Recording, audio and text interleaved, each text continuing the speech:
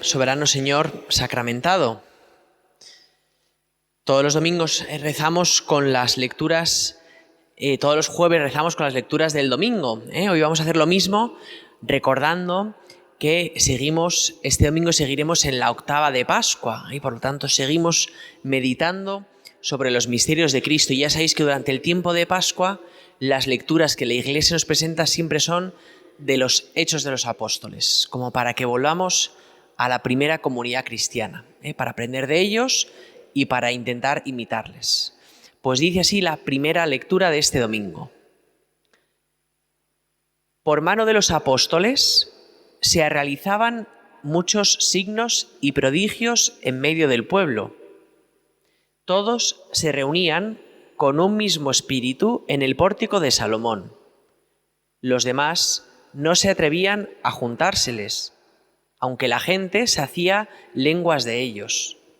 Más aún, crecía el número de los creyentes, una multitud tanto de hombres como de mujeres que se adherían al Señor. La gente sacaba los enfermos a las plazas y los ponían en catres y camillas para que al pasar Pedro, su sombra por lo menos cayera sobre alguno.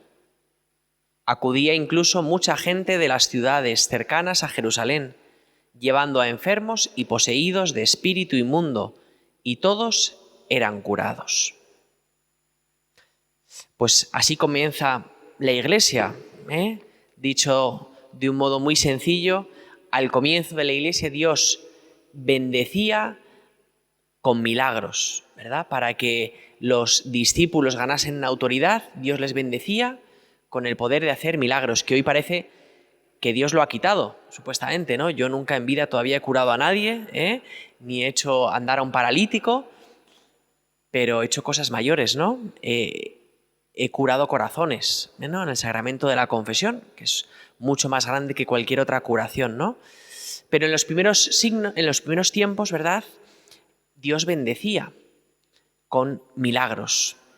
Y por eso, de alguna forma, uno puede decir, la forma más rápida para ver a Dios es a través de un milagro.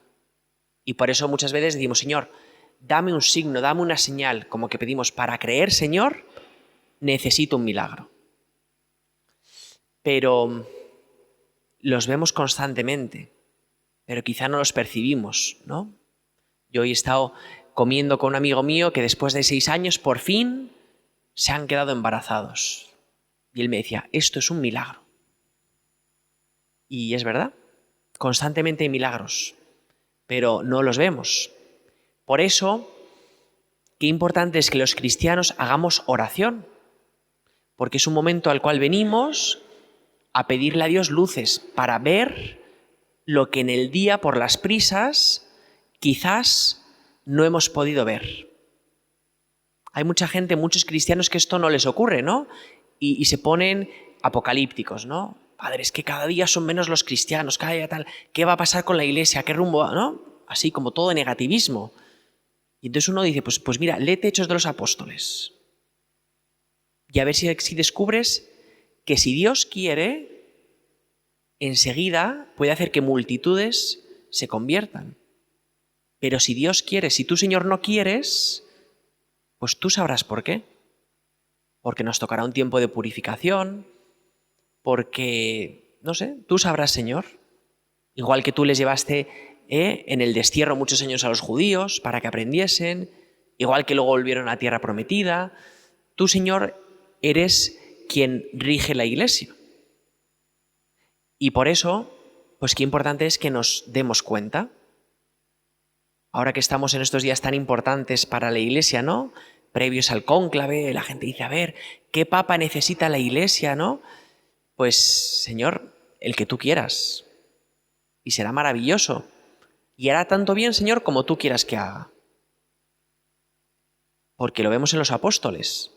Si los primeros apóstoles no hubiesen sido bendecidos con milagros, nada habría ocurrido. Y a lo mejor 100 años después, el Señor habría dicho, ahora voy a empezar mi iglesia a lo grande. Por eso, Señor, ayúdanos a ser gente de fe, a entender que eres tú el que das la autoridad que necesitamos.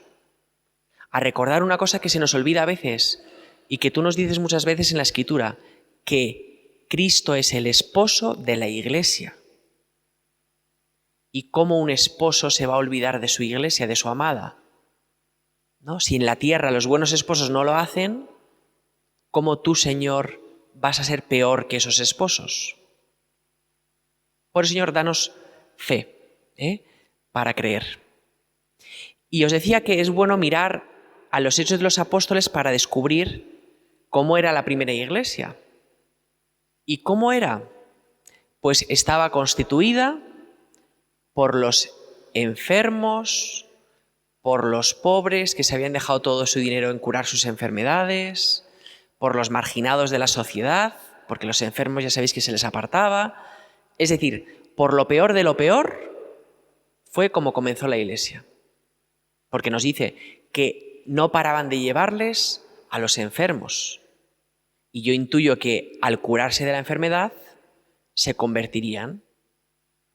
Por eso fijaos qué curioso, la iglesia no empieza siendo cosa de élites. No es que los fariseos que sabían de la ley se convirtiesen, sino que los primeros cristianos eran gente enferma. O lo que hoy diríamos, los primeros cristianos eran grandes pecadores. Y así fue como tú, Señor, quisiste formar la iglesia. No a base de grandes sabios, sino a base de gente que la sociedad consideraba pecadores. Por eso es curioso, ¿no? Como el Papa Francisco muchas veces hablaba de la iglesia como un hospital de campaña. Y uno dice, es verdad. ¿Quién va a los hospitales? Los que se encuentran mal. Los sanos no van al hospital. Y por eso, ¿qué tiene que ser la iglesia? Un hospital de campaña. Y esto viene bien que lo recordemos. Porque ¿esto qué significa?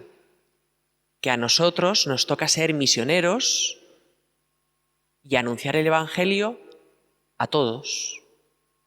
No a aquellos que vemos quizá más capacitados para seguir a Dios, sino a todos. Porque tú, Señor, llamas a todos y tú quisiste que tu iglesia empezase siendo por los desechados de la sociedad. Y a veces un modo de permitir que la gente se cure, como ocurría con los primeros cristianos, ¿cuál es? Pues quizá acercar a la gente al sacramento de la confesión, porque ahí van a quedar curados. Y a veces no hace falta grandes discursos, ¿no? La gente tiene heridas. Y lo que le propones es, ¿quieres curar tus heridas? ¿Quieres quitarte esa culpabilidad que llevas arrastrando años? Te propongo una medicina, la confesión. Y quizá esto es lo que nos toca, ¿no? Porque ¿qué heridas tiene la gente? No son heridas superficiales, son heridas del corazón. Porque lo que nos duele a todos es no haber amado como deberíamos haberlo hecho. Y por eso, ¿de qué nos confesamos? De que pues con este amigo mío me he portado fatal, que con mis padres he hecho esto, ¿no? Que con las personas que quería, en vez de devolver amor, no lo he devuelto. Y esas son nuestras heridas, y las heridas que todo el mundo tiene. Y por eso la confesión es el lugar donde, ¿verdad?, nos curamos. Y nos cuenta el Evangelio hasta qué punto llegaba el poder de los apóstoles, porque dice que solo con la sombra de San Pedro la gente quedaba curada, ¿no? Dice la lectura que hemos escuchado. Solo con la sombra. Cristo no tuvo ese poder, o no lo quiso utilizar, solo con su sombra. San Pablo nos contará después cómo más adelante cogían los pañuelos de San Pablo y se los pasaban a los enfermos para que quedasen curados. Fijaos qué fuerza desprendían los apóstoles. Por eso hoy día se sigue cuidando mucho las reliquias, como recordando este poder, ¿no? Y por eso uno va a operarse y se pone una reliquia de un santo en la almohada o en algún lugar para como pedir esta fuerza sanadora. Pero también otros teólogos dicen que esta sombra de San Pedro que curaba se refiere al respeto y obediencia que tenemos al Santo Padre. Y cómo cuando estamos a la sombra del Papa, es decir, cuando seguimos obedientemente nuestra adhesión al Papa, siempre quedamos curados. Y en cambio, cuando nos salimos de esa sombra, enfermamos, ¿no? Yo creo que es una imagen bonita y que nos ayuda en estos tiempos que estamos cerca del cónclave para decir, es verdad, da igual quién sea el Señor que me da la sombra, si es africano, asiático, ¿verdad? Todas estas cosas que salen ahora, ¿no? Yo quiero estar a su sombra, porque en el fondo es la sombra de Cristo, ¿verdad? Será más grande la sombra, más pequeña, ¿verdad? Pero es la sombra, el estar en la Iglesia. Como decía Santa Teresa de Jesús, yo quiero morir hija de la Iglesia. Por eso, estar a la sombra del Papa, ¿qué puede ser? ¿Cómo podemos materializar eso? Pues oye, pues ¿cómo es mi amor al Papa? Y nuestro amor al Papa no puede ser algo simplemente humano. Este Papa me cae mejor que este otro, ¿no? Pues eso está bien si te ayuda, pero tiene que ser el amor que profesamos al Papa un amor sobrenatural, porque vemos en él, ¿verdad?, la cabeza de la Iglesia, que eres tú, Señor. Y por eso la vemos reflejada en el Santo Padre. Y por eso, con tanto amor, pues los cristianos rezamos cada día por el Papa. Lo hacemos en la misa, que estos días lo estamos omitiendo porque no está vivo y por lo tanto no pedimos por él. Pero cuando esté vivo pediremos todos los días por él, en el rosario. Y qué bueno es que cada día hagamos un sacrificio por el Papa. Para decir, yo quiero amar al Papa, sobrenaturalmente. Cuando se va de viaje, que encomendemos esos viajes apostólicos.